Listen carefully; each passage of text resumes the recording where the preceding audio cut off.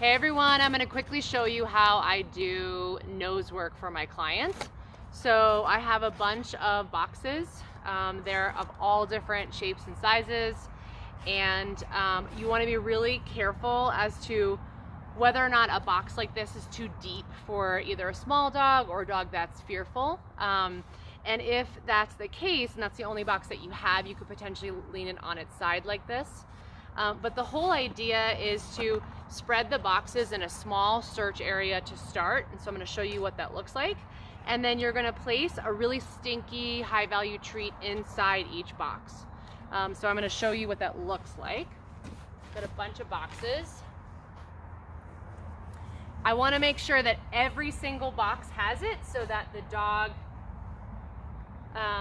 gets access to the reinforcer inside every box. So we're basically communicating boxes predict really good yummies. And I'm setting them up close together so that the dog can just get a reinforcer, see another box, get a reinforcer, see another box. And it's at this point, your dog might be visually seeing the boxes, and that becomes the cue. But at some point, we make this a little bit harder. They start to drop in and use their nose. Some dogs might use their nose right away, while other dogs are visually seeing the boxes, and that's totally fine. So we've got Tucker waiting in the wings. So I'm going to stand up. Go ahead.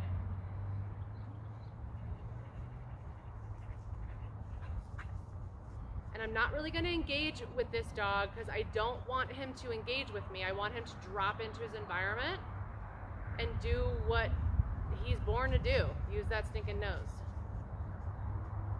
And if I walk around, it's to reload boxes, and if he sees me reloading, it's fine. I could do it secretively by just tossing really lightly. That is like the top of a fish head and it's the eye. It's so creepy. So what you can see that's happening out of frame is that Tucker is engaged with a box and he wound up knocking it over with his nose, and now he's really using his nose and not necessarily his eyesight.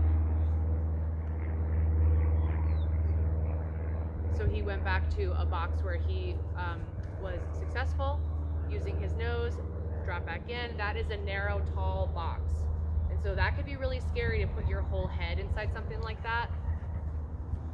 So I'm just gonna, whoop. So one of them landed outside of the box, which, whoop, he got it.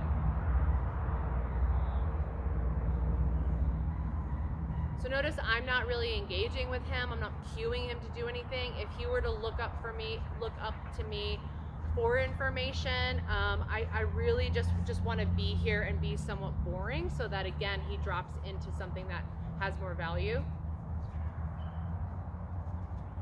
And I think you can see he's using his nose right now.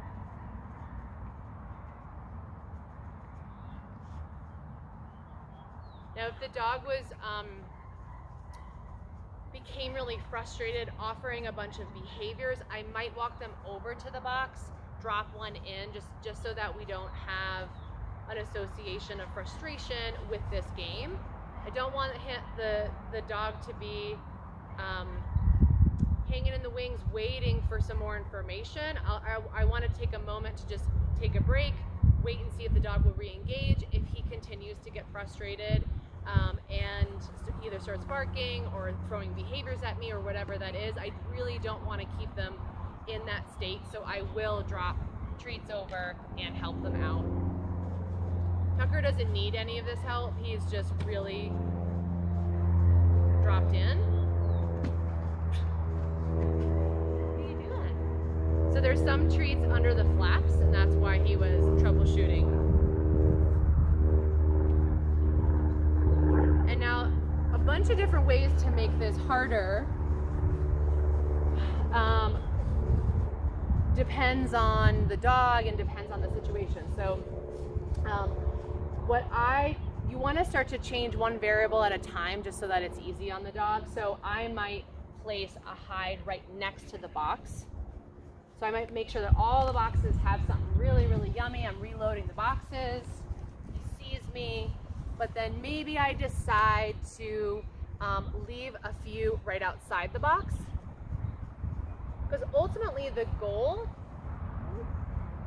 so sometimes that can get stuck, so this is why I'm just assisting. This dog is not worried about most things, so it's probably not necessary. However, oh yeah. Another way that we could do this, even before we put treats outside. I mean, I think I'm putting treats outside just because he's pretty professional at this. But we could make the search area larger, and again use the same number of boxes. We can start to put hides outside of the box. We can start to minimize the number of boxes and maximize the number of hides that you're actually placing. But for me, the reason why I use the boxes is because, one, it is just this really great environmental cue for the dog to say, oh, okay, boxes always predict something really, really good. And then eventually they just naturally start to sniff out other areas. And then what I typically do is when we get the game down to like 1 or 2 boxes and then the rest are like 8 or 10 hides in the environment, then what we could do is we could take the boxes as like training wheels to other locations to give the dog something to do when they show up, and to help them move in a slower, more methodical way, not be so overstimulated. And this is, like I was mentioning on the enrichment talk, this is what I use for a lot of my dogs that are reactive to their environment. Instead of them showing up and becoming hyper alert, we show up and then we give them something to focus their attention on the ground and start sniffing and engage in a really species typical behavior instead of alerting and scanning their environment.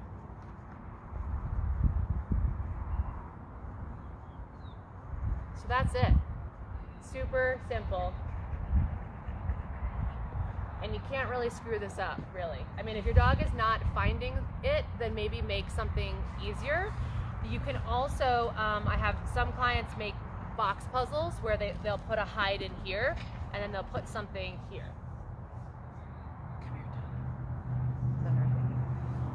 I hope you guys enjoy. If you have questions, let me know.